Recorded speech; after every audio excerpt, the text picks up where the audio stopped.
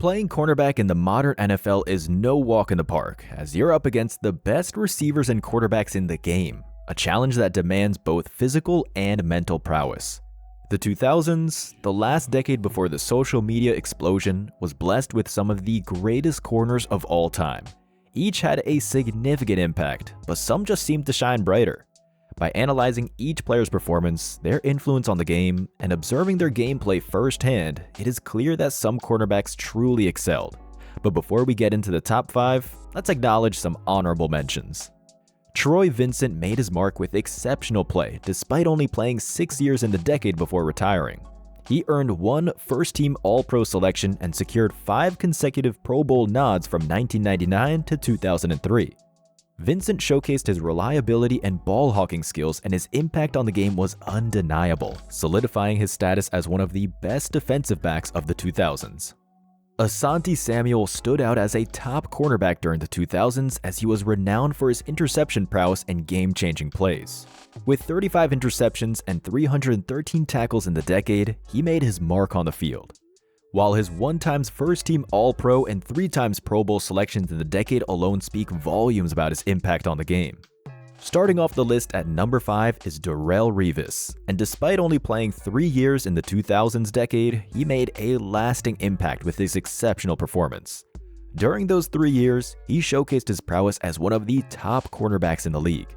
In 2007, he made a career-high 87 tackles, demonstrating his ability to shut down plays dead in their tracks.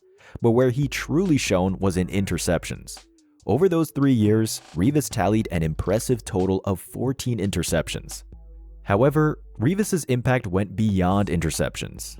His 139 passes defended during the 2000s decade solidified his reputation as a shutdown cornerback.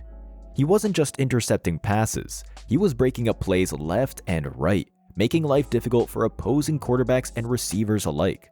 But it was his 2009 season that truly earned him a place on this list, as it was undoubtedly one of the best cornerback seasons in NFL history. In 2009, Darrelle Revis allowed an astonishingly low 29.1 passer rating on 127 targets across the regular and postseason. He faced off against some of the most impressive wide receiving talents in the game, including Randy Moss, Terrell Owens, and Calvin Johnson, and yet they were all marked out of games when they stepped onto Revis Island. His ability to take away one side of the field and limit the production of even the most talented wide receivers was remarkable. Revis's presence in the secondary provided a tremendous boost to the overall performance of the defense because he could shut down one side of the field with no help. Although his time in the 2000s decade was brief, Revis's impact was immense. He showcased his ability to make crucial tackles, snatch interceptions, and disrupt opposing offenses with his exceptional pass defense. Darrelle Revis was the last great shutdown corner in pro football history before social media came along, and in just 3 years, he set career highs that cemented his legacy as one of the most dominant cornerbacks of the 2000s. At number 4, we've got Ty Law, and here's the crazy part. He's from the same place as Darrelle Revis and even attended the same high school as Revis, not to mention the same college as Woodson, who we'll get to later. While Law was already a 5-year veteran heading into the 2000s, it was during that decade that he truly shined, becoming an essential element in transforming the Patriots into 3-time Super Bowl champions.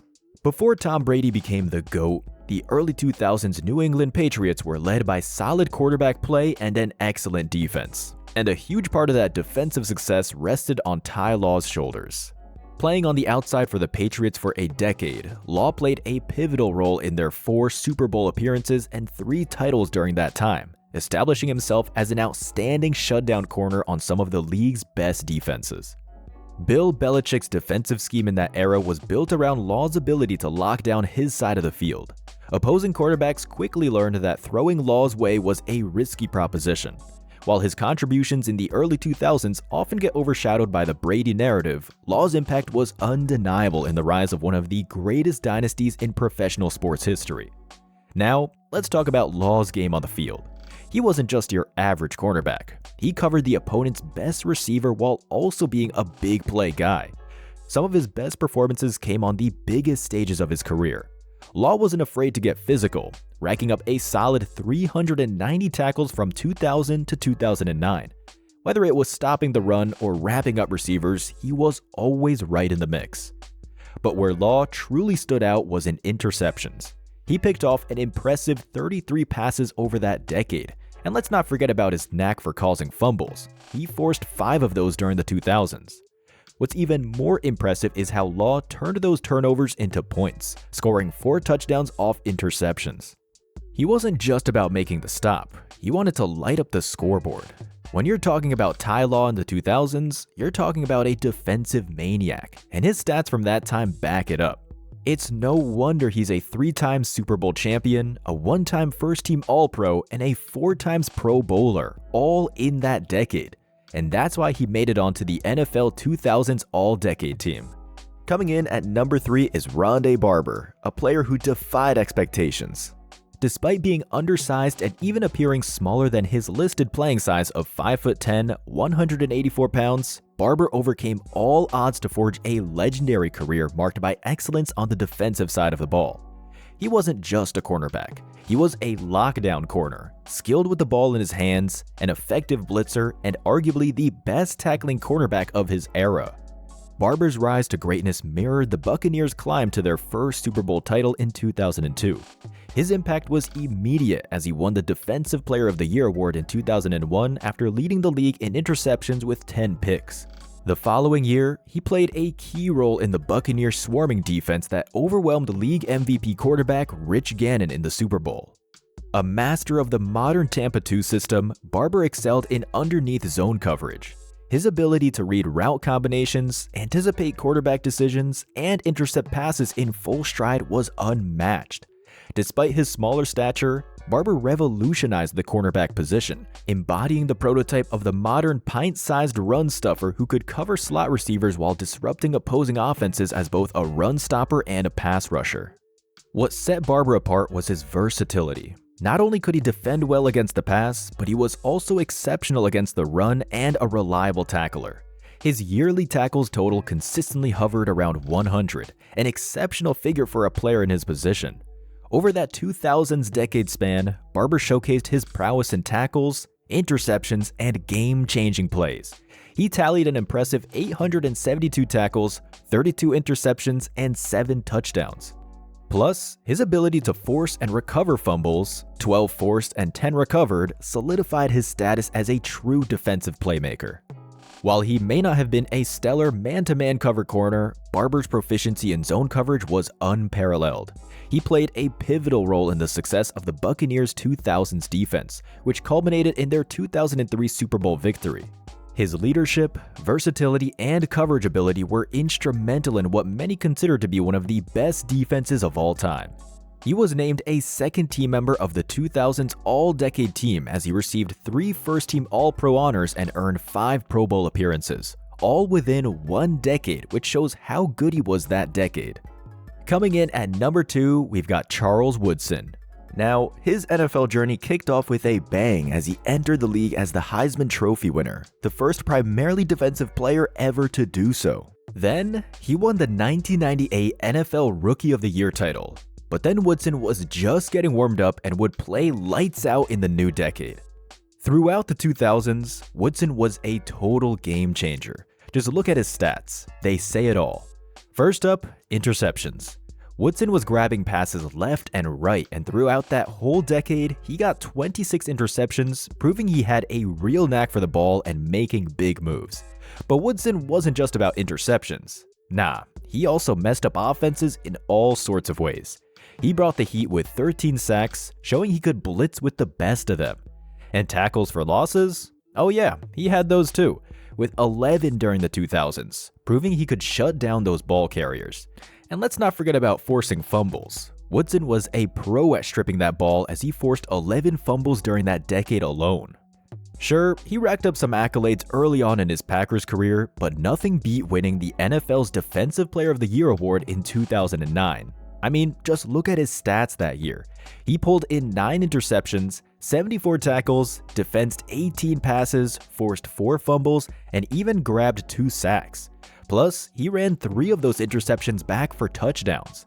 See, Woodson was everywhere on that field for the Packers defense in 2009. Deep down, in the slot, blitzing, you name it, he was there, making those big plays. That is why he won that Defensive Player of the Year title over Revis in 2009. Plus, he racked up 3 first-time All-Pro selections and made it to the Pro Bowl 4 times in that decade alone. But what really set Woodson apart was his ability to do it all. He was just as terrifying in coverage as he was when he was blitzing. The guy was a risk taker, willing to give up some plays to make even bigger ones, and he was so darn good at reading the game that he usually got away with interceptions, forcing turnovers. Overall, Woodson's stats from the 2000s paint the picture of a player who could do it all on defense, especially during those prime 2000s years. Taking the top spot is Champ Bailey. Coming out in Georgia in '99, Bailey was a real physical marvel, with track star speed clocking in at 4.3. But what really set him apart was his unusual combo of height and strength, and he spent a whopping 15 years making life difficult for quarterbacks and wide receivers across the league. But he truly shined from 2000 to 2009. After an impressive rookie year, Bailey earned himself the reputation of a lockdown cornerback, and he held on to that rep tight throughout the 2000s.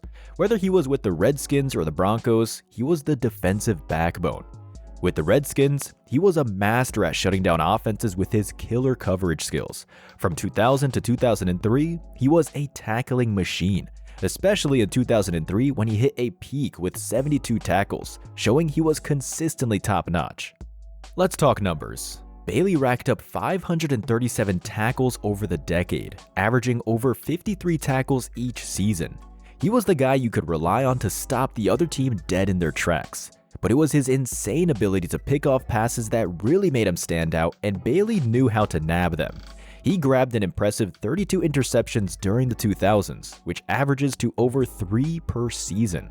And that 100-yard interception return against Tom Brady's Patriots just shows how good he was. No wonder he was getting all the accolades. He was a 4-time first-team All-Pro from 2004 to 2007 and made the Pro Bowl 8 times in a row, adding another one in 2009 after missing out in 2008. Plus, he was named in the NFL All-Decade Team of the 2000s. That's a resume that speaks volumes about his dominance on the field. But one campaign stands out above the rest: 2006. Tying for the NFL lead with 10 interceptions and 162 interception return yards, Bailey was dominant. Despite being targeted only 3 to 4 times per game on average, he racked up 85 total tackles that year. In his prime, he was a true shutdown corner. Whoever he was assigned to was essentially eliminated from the game. He struck fear in the hearts of all-pro quarterbacks, and many of them certainly avoided throwing to his side of the gridiron. Now, it's important to know that this list is all about what went down between 2000 and 2009. We're not talking about anything before or after that decade. With that being said, feel free to share your thoughts in the comments section below. And don't forget to give the video a thumbs up and hit the subscribe button if you enjoyed it.